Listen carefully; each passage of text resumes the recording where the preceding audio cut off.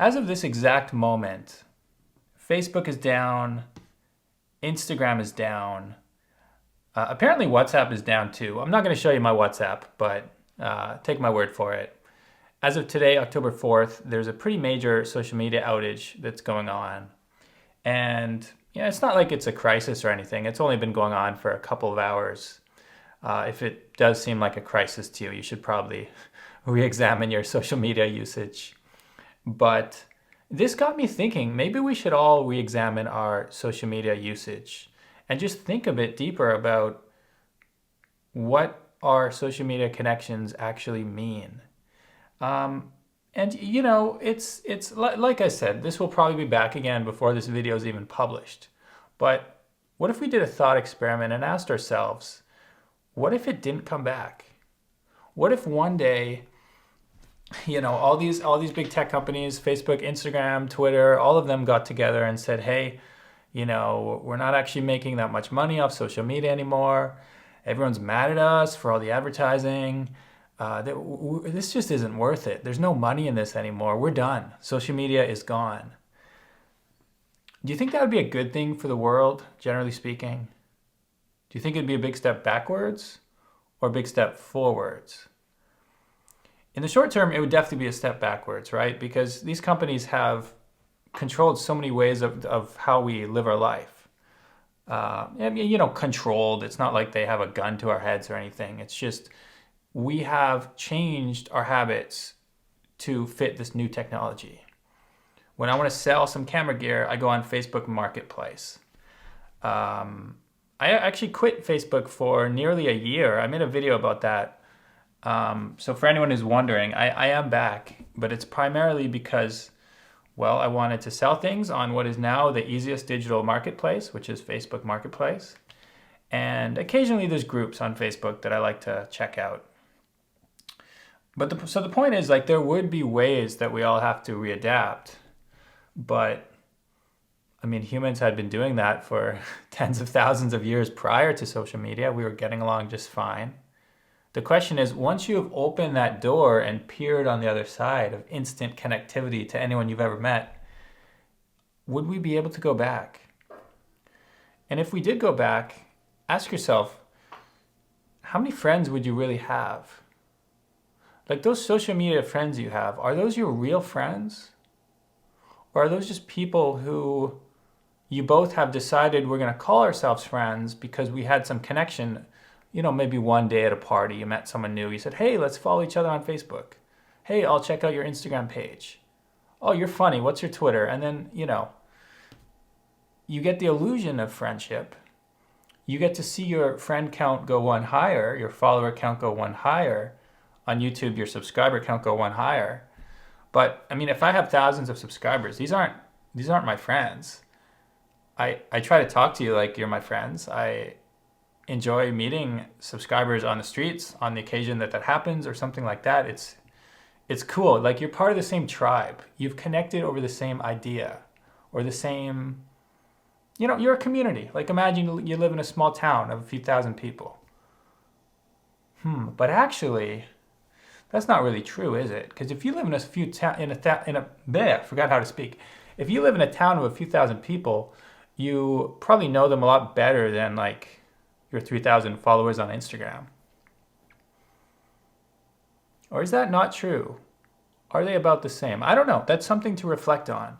How well do you actually know these people who are in your tribes online? One good way to think about it is just doing that thought experiment. If social media is gone, how many people could you still stay in touch with? How many friends do you still know their phone numbers?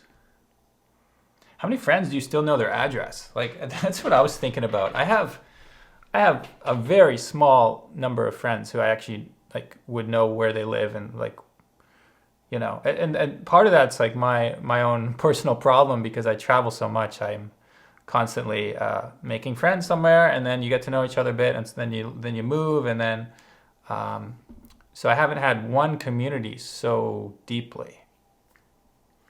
But through traveling, I always feel like I have these superficial kind of surface level communities. Like I'm still in Facebook groups from Vietnam, from the time I lived in Vietnam. So I can check those groups and I can get a feeling of what's happening over there, even though I haven't been there for like 5 years now. But is that bringing joy to my life? Is that actually something worth considering? Now you could argue that it is. You could say, hey, like, what are you talking about? You lived there, you enjoyed it, you want to remember what it's like, okay. There's nothing wrong with that. It's like visiting your old high school. Okay. Some people visit their own high school. Like, there's 10-year reunions. You catch up with your friends. You see what's happening in your lives. But these days, it's like the 10-year reunion thing is happening every single day. It's like these high school friends who you didn't even really hang out with in real life. Now you get to watch their life unfold every single day. Forever? Until one of you dies? And then social media becomes like a weird memorial for people who have died. And it's like, so now you controlled us in life and in death as well? Hey, it's Facebook. Like, I didn't sign up for that. I thought we were just sharing some photos here. When did you become, the graveyard, the cemetery as well? It's weird, isn't it? It's weird how they've just kind of creeped their way into every aspect of our lives. I'm not even fully saying it's a bad thing to stay in touch. It's just, are these really friends? Maybe you take a moment when social media is down and just ask yourself, like, who can I not contact who I would miss if it didn't come back? And maybe reach out to those friends and exchange email addresses, or, I don't know, if they're in the same town as you, say, hey, it's been a while.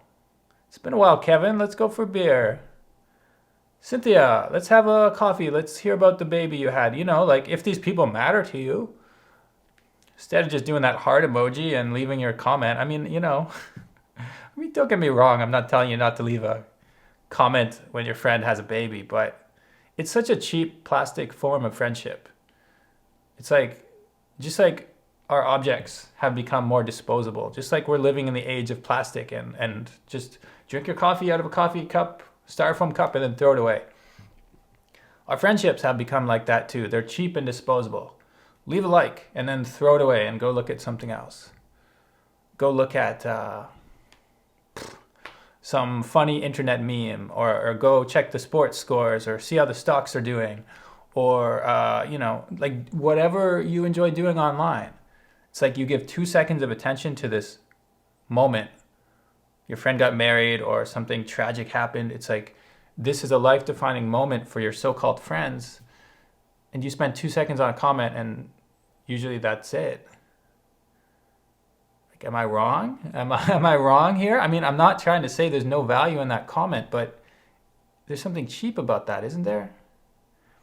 Have we cheapened the very concept of friendship? Have we all just agreed that this is the new way to do it?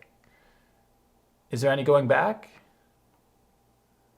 Can we still look through that cheapness, that fakeness, that shallowness, and still hold on to something real?